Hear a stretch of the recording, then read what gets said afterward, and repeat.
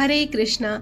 एकादशी तिथि भगवान विष्णु को समर्पित है। मान्यता है कि इस दिन भगवान विष्णु का व्रत करने और उनकी पूजा करने से सभी पापों का नाश हो जाता है और मनुष्य को मोक्ष की प्राप्ति होती है।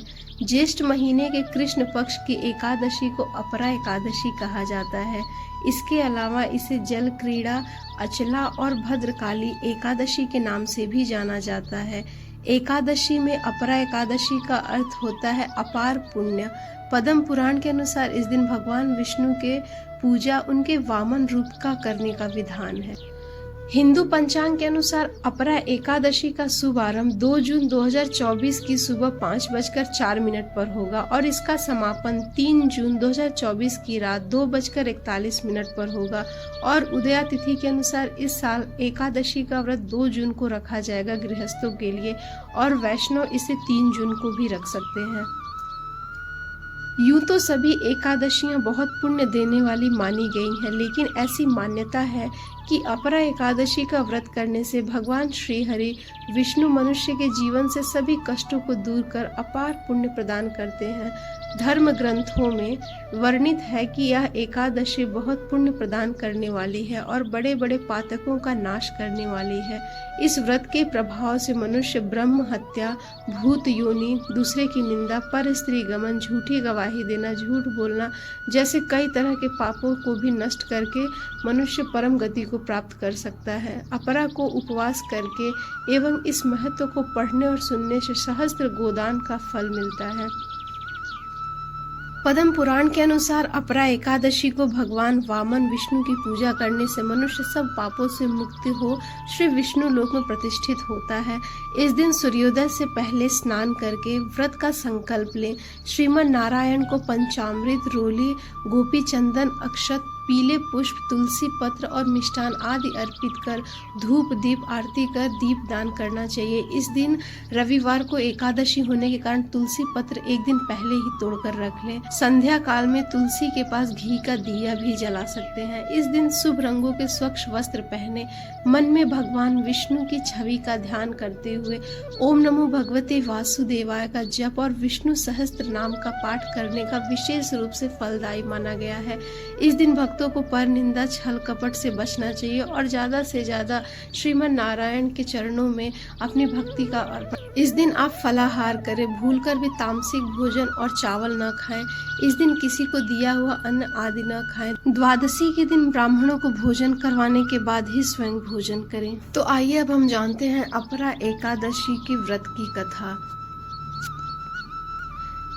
एक बार युधिष्ठिर भगवान श्री कृष्ण से कहने लगे कि ज्येष्ठ कृष्ण एकादशी का क्या नाम है तथा उसका महात्म्य क्या है, कृपा करके मुझसे कहिए। तब भगवान श्री कृष्ण कहने लगे कि हे राजन, यह एकादशी अचला अथवा अपरा 2 नामों से जानी जाती है। पुराणों के अनुसार ज्येष्ठ कृष्ण पक्ष की एकादशी को अपरा एकादशी कहते हैं, क्योंकि यह अपार धन देने वाली है। जो मनुष्य इस व्रत को करते हैं वे संसार में प्रसिद्ध हो जाते हैं।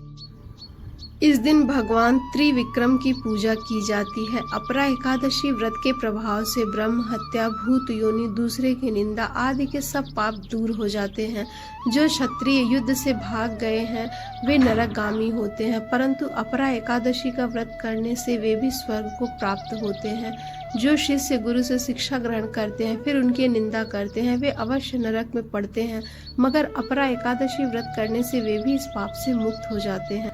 जो फल तीनों पुष्कर में कार्तिक पूर्णिमा को स्नान करने से या गंगा तट पर पितरों को पिंड दान करने से प्राप्त होता है, वही अपरा एकादशी का व्रत करने से प्राप्त हो जाता है। मकर के सूर्य में प्रयागराज के स्नान से, शिवरात्रि का व्रत करने से, सिंह राशि के बृहस्पति में गोमती नदी के स्नान से, केदारनाथ के दर्शन या बद्रीनाथ के दर्शन अथवा स्वर्ण दान करने से, गौदान से जो फल मिलता है वही फल अपरा एकादशी के व्रत से मिलता है। यह व्रत पाप रूपी वृक्ष को काटने के लिए कुल्हाड़ी के समान है। पाप रूपी ईंधन को जलाने के लिए अग्नि, पाप रूपी अंधकार को मिटाने के लिए सूर्य के समान है। अतः मनुष्य को पापों से डरते हुए इस व्रत को अवश्य करना चाहिए।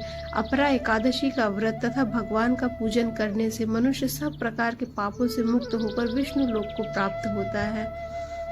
भगवान श्री कृष्ण युधिष्ठिर जी को आगे इस कथा का वर्णन करते हुए कहते हैं कि प्राचीन काल में महिध्वज नामक एक धर्मात्मा राजा था।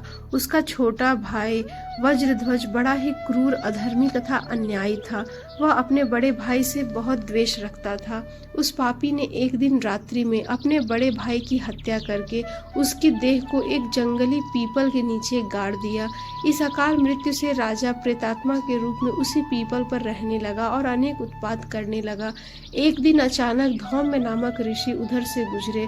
उन्होंने प्रेत को देखा और तपोबल से उसके अतीत को जान लिया। अपने तपोबल से प्रेत उत्पात का कारण भी समझे। ऋषि ने प्रसन्न होकर उस प्रेत को पीपल के पेड़ से उतारा और परलोक विद्या का उपदेश दिया। दयालु ऋषि ने राजा की प्रेत योनि से मुक्ति के लिए स्वयं ही अपरा एकादशी का व्रत किया और उसे अगति से छुड़ाने को उसका पुण्य प्रेत को अर्पित कर दिया। इस पुण्य के प्रभाव से राजा की प्रेत योनि से मुक्ति हो गई और वह ऋषि को धन्यवाद देता हुआ दिव्य देह धारण कर पुष्पक विमान में बैठकर स्वर्ग को चला गया। तब मधुसूदन कहते हैं, हे राजन, यह अपरा एकादशी की कथा मैंने लोकहित के लिए कही है। इसे पढ़ने अथवा सुनने से मनुष्य सब पापों से छूट जाता है। तो दोस्तों, ये थी आज की अपरा एकादशी की व्रत कथा। आपको आज की कथा, पूजा विधि और सारी जानकारी कैसी लगी हमें कमेंट करके ज़रूर बताएं। हरे कृष्णा।